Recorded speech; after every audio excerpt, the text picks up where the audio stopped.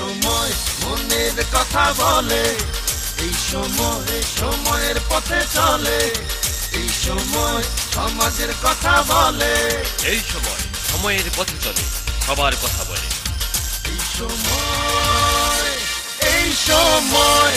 আজকের মত বিনিময় সবাই আপনার কাছে কেমন মনে হলো? আমার মতামত, এই ধরনের মত বিনিময় সভা প্রত্যেকটা লালবাগের মধ্যে যতগুলো ওয়ার্ড আছে প্রত্যেকটা ওয়ার্ডের মধ্যে হওয়া উচিত। এবং আমাদের 24 নম্বর ওয়ার্ডের এটা একটা ফর্মেট শুরু করছে।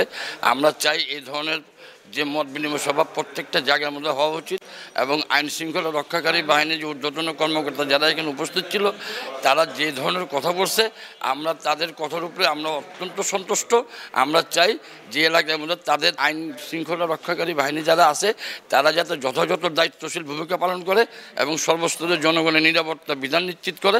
আমরা এটাই তাদের কাছে আশা করি। আর এই ধরনের মত বিনিময় সভা করার জন্য আমাদের মাননীয় অভিভাবক, ভবিষ্যৎ আমরা আশা রাখি আল্লাহ তাআলা যদি তাকে হায়াতের মধ্যে বরকত দান করে, সে যদি বেঁচে থাকে, আমরা চাই আমাদের এই যে 24 নম্বর ওয়ার্ডকে যেভাবে উন্নয়নের রোড মডেল বানিয়েছে, সারা লালবাগকে যাতে উন্নয়নের রোড মডেল বানাতে পারে, সেই ধরনের আশা রাখি আমি আমার যে এই প্রস্তুতিমূলক সভা, এটা যাতে এই ধরনের সভা যাতে চলতেই থাকে এবং ওনার নেতৃত্বে যাতে আমরা আগে যেতে পারি, এইটাই আমার কামনা।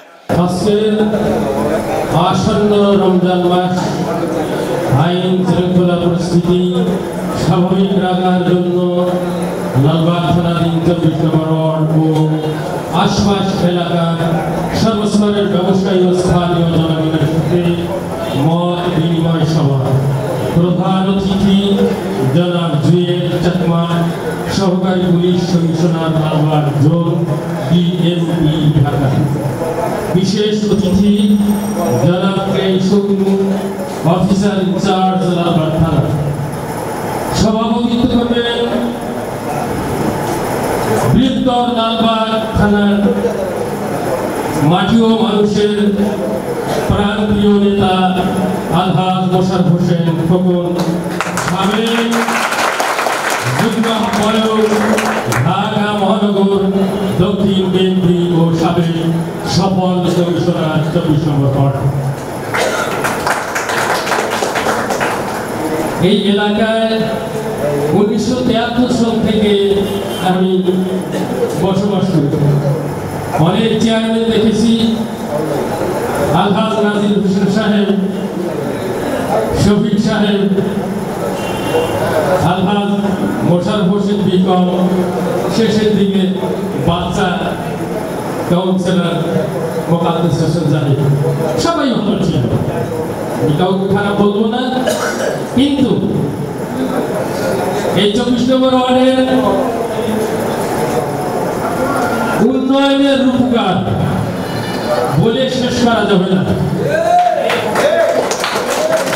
আমার মনে হয় আলহাজ মোশাররফ হোসেন খোকন ভাই যদি এই এলাকায় না আসতো, এখনো শহীদনগর বাঁশের খুঁটি দিয়ে টোং ঘর বানিয়ে সেই টোঙের মধ্যে আমাদের বসবাস করা লাগতো।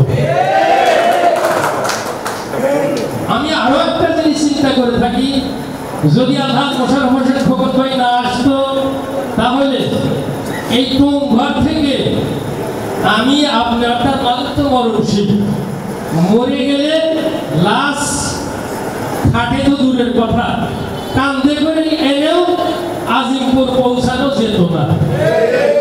কারণ প্রত্যেকটা গলি ছিল বাঁশের সাঁকো, প্রত্যেকটা গলি ছিল বাঁশের সাঁকো। এটা বলার অপেক্ষা করে না। এরপর দীর্ঘদিন হয়ে গেল, তো অনেকে আমরা সেই বাঁশের সাঁকোর কথা ভুলে গেছি। এই বাঁশের সাঁকো দিয়ে লাশ কান্দে করে আনা সম্ভব ছিল না। আমার মনে হয় যে যদি ওই রকম থাকতো, আলহাজ মোশাররফ হোসেন খোকন ভাই যদি না আসতো, তাহলে সেই বাড়িতে টোং ঘরে থাকতাম, ওই টোঙের তক্তা খুলে দিতাম, নিচে পড়ে যেত লাশ। যাই হোক, এইদিকে আমি যেতে চাই না।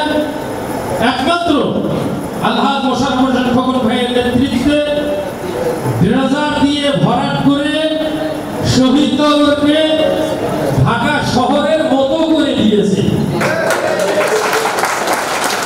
না হলে আমি 1968 সালে 2 বছর। আমলিগোলার মানুষ বলতো যে শহীদনগর চর, আমলিগোলার মানুষ বলতো শহীদনগর চর। তো এখনো সেই শহীদনগর চরই থেকে যেত। আলহাজ মোশাররফ হোসেন সাহেব যদি রিজার্ভ দিয়ে ভরাট করে বাড়ি ভেঙে রাস্তা বের না করে দিতেন, তাহলে এখনো সেই বাঁশের সাঁকো দিয়ে আমাদের চলাফেরা করতে হতো। যখন আলহাজ মোশাররফ হোসেন সাহেব প্রতিটি বাড়ি থেকে 2 পাশ থেকে ভাঙছে, মনে হয় বাড়িওয়ালাদের কলজা ছিঁড়ে গেছে। কিন্তু এখন বুঝতে পারতেছে যে রাস্তা থেকে গাড়িতে পাও দেই, গাড়ি থেকে রাস্তার গেটে পাও দেই। এই জন্য আমরা সকলেই বাড়িওয়ালা ভাড়াটিয়া আলহাজ মোশাররফ হোসেন খোকন ভাইয়ের জন্য দোয়া করব। তিনি যেমন আমাদের 24 নম্বর ওয়ার্ড উন্নয়ন করেছেন, ভবিষ্যতে যেন বৃহত্তর লালবাগ আসনকে সর্বপ্রকার উন্নয়ন করে ঢাকা রাজধানীর একটি উন্নয়নশীল থানা হিসেবে, যেমন উন্নয়নশীল 24 নম্বর ওয়ার্ড, অনুরূপভাবে রাজধানীর উন্নয়নশীল একটা থানা লালবাগ উপহার দিতে পারে।